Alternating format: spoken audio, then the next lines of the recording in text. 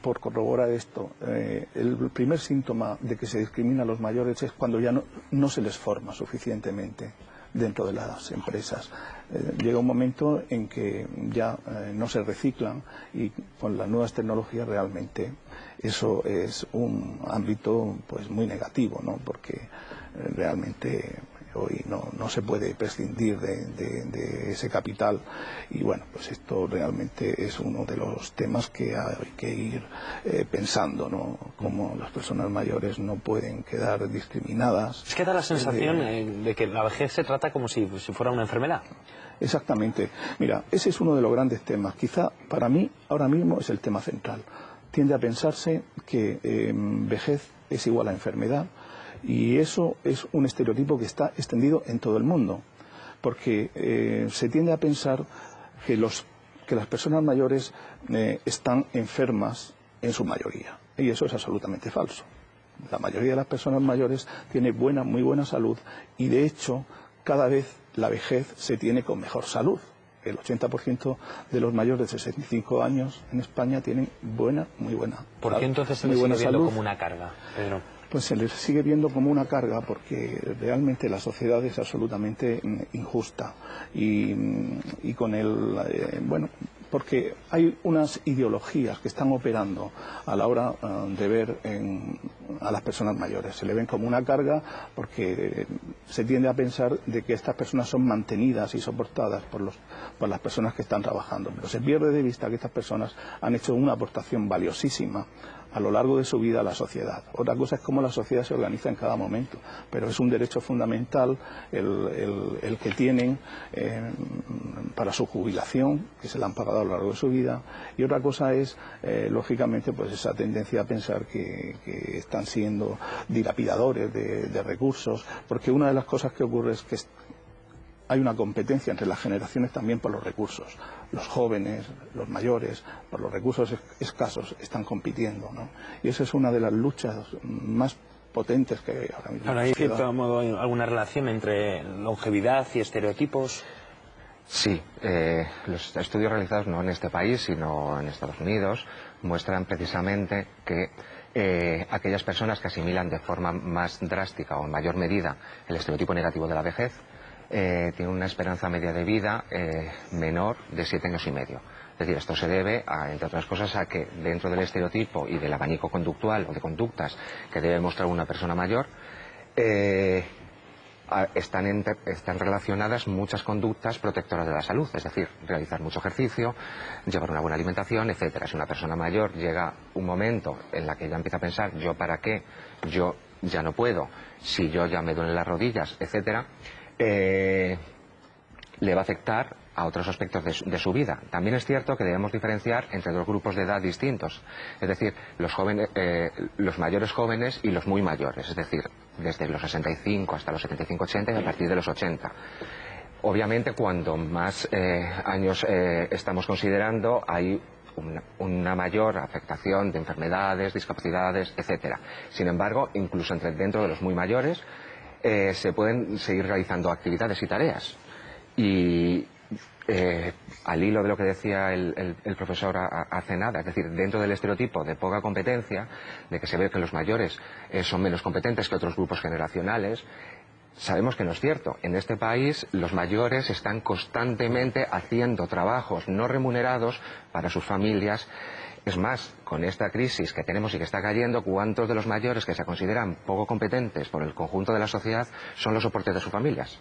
Pero claro, ¿tanto cuesta convencer a las empresas de ese valor positivo que aportan las personas mayores? Además de que cuesta, es que realmente no hay otra salida. Es decir, porque la tendencia ahora mismo es que la mano de obra del futuro van a ser los mayores.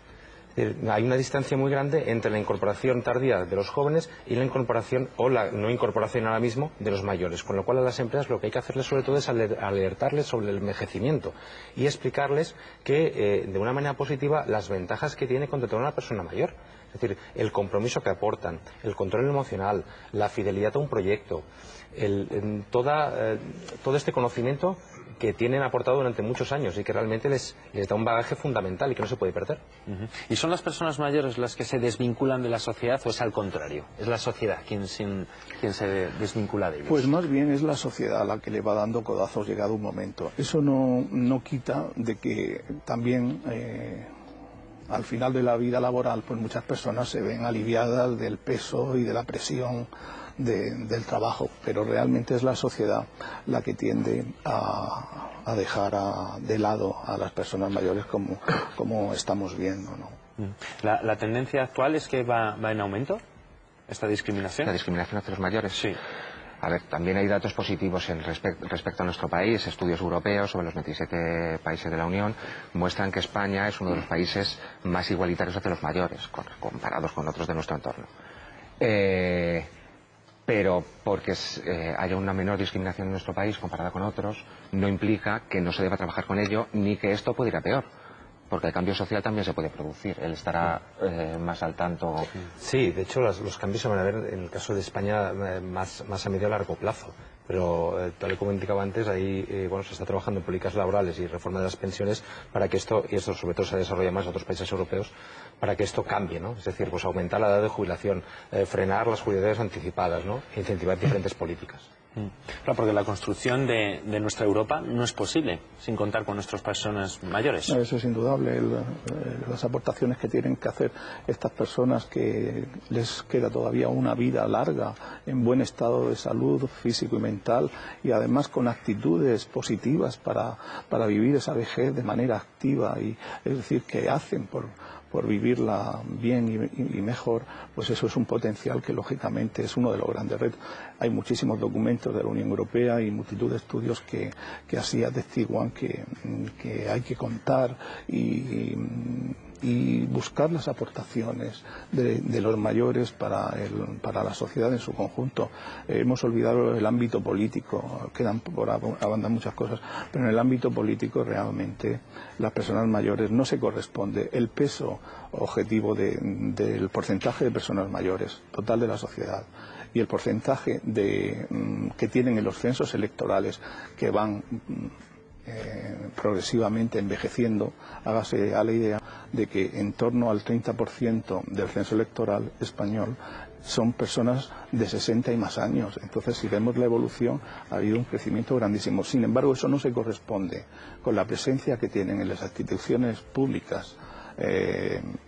Bien es cierto que los programas electorales sí se tienen a tener en cuenta las reivindicaciones y las demandas de los mayores, porque son unos votantes bastante fieles y son unos votantes que tienen fieles al voto, quiero decir, que hay baja abstención y hay también una baja volatilidad del voto, es decir, tienden a ser fieles al partido que votaron anteriormente, pero sin embargo no se corresponde ese peso con la presencia de mayores en las listas, en puestos de salir y con la representación que les correspondería. Eso no quiere decir que no haya políticos mayores, que son normalmente los que ya estaban, que les han buscado alguna ubicación o que no se han querido ir y demás, pero no se corresponde, como digo, en modo alguno ese peso. E incluso en los órganos decisorios de los partidos políticos, en las ejecutivas, el número de personas mayores de 65 años con independencia de la ideología política es mínimo, es absolutamente mínimo. Entonces habría que repensar muchas cosas, porque en Europa realmente la democracia y la gobernanza requiere de la aportación de los mayores. Y en la búsqueda de soluciones, ¿qué faltarían? ¿Más campañas de sensibilización para darnos cuenta de que tenemos que contar con este colectivo? Absolutamente. Es decir, los tipos de intervención se deben dar a distintos niveles, ya se ha apuntado aquí antes, desde la sociedad, intergrupalmente, el contacto intergeneracional es muy importante, etcétera. Porque, como se ha señalado, estoy recordando ahora mismo premios Nobel que han trabajado hasta los 93 años produciendo en sus países, en Italia, por ejemplo. ¿Qué sucede? Si este contacto intergeneracional, no hace falta que sea un premio Nobel, sino una persona que desarrolla una tarea laboral adecuadamente, ya sea tanto a tiempo parcial como a jornada completa, se produce, la visión del mayor va a ser distinta. Esto tiene que estar promovido desde las administraciones públicas, y al mismo tiempo la administración debe promover campañas de sensibilización sistemáticamente, porque en el momento que se pierda, que se dejen de hacer este tipo de campañas de sensibilización, lo que se va a producir es un retroceso hacia el estereotipo que, como he dicho antes, es compartido en todo el mundo. Yo creo que realmente hay que hacer una campaña de sensibilización a todos los niveles, comparto en este sentido, ¿no?, lo que hemos comentado, y ser capaces de integrar la formación y la experiencia de vida de estas personas en políticas de envejecimiento activo que promuevan sobre todo que nuestras personas mayores sean capaces de permanecer en sus puestos de trabajo mucho más tiempo. Y lo están demostrando, es decir, que es una cuestión ineludible. Sí, realmente es que no queda otra. Tiene que ser así y se tiene que llevar a cabo esa acción a esos niveles y lo más pronto posible. ¿En qué ámbitos se debería de reforzar, Pedro? Bueno, yo quiero retomar el asunto de la sanidad para que no se quede en el tintero, porque me parece fundamental. El sistema sanitario, los sistemas sanitarios europeos se tienen que adecuar a una nueva realidad demográfica donde hay muchísimas personas mayores y donde realmente no está adecuado el sistema para estos retos que se presentan de las personas, del porcentaje de personas mayores.